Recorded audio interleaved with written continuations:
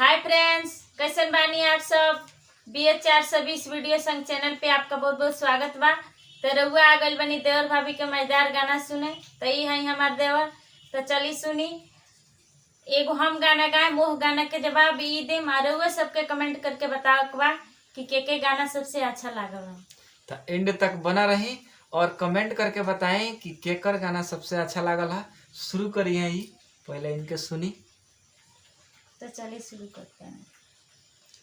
कमई बनात खइब का घेवड़वाए बालम, कमई बनात खइब का घेवड़वाए बालम, कमई बनात खइब का इहो घेवड़वा हमरा सासु के बोआवल, इहो घेवड़वा हमरा सासु के बोआवल, तुरला पर करी है झगड़वाए बालम, कमाई बनात खइब का घेवड़वाए बालम, कमाई बनात खइब का इहो घेवड़वा हमरा गोतिन के बोआवल, इहो घेवड़वा हमरा गोतिन के बोआवल, तुरला पर करी है झगड़वाए बालम,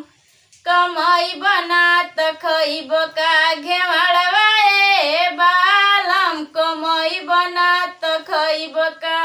तो अब बारी बा हमार, आई सुनी हमार गाना कि झुमका झुलनिया भोले दे दी हो, झुमका झुलनिया भोले दे दी हो, दिल न कोनो सवतीन के दी हो,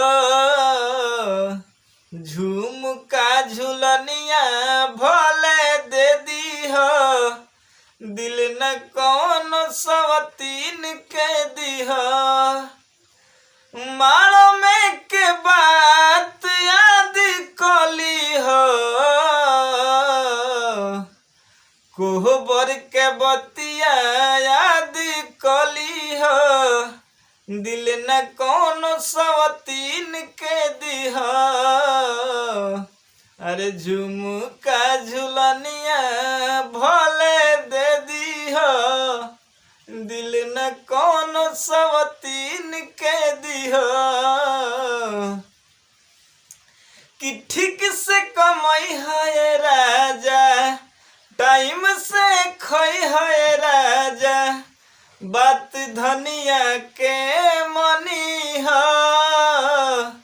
प्यार न भूलई है राजा, कि ठीक से कमाई है राजा, टाइम से खोई है राजा, बात धनिया के मनी हो, प्यार न भूलई है राजा, अरे फोनवे पर भोले चुमा ले ली हो, अरे फोनवे पर भोले चुमा ले ली हो,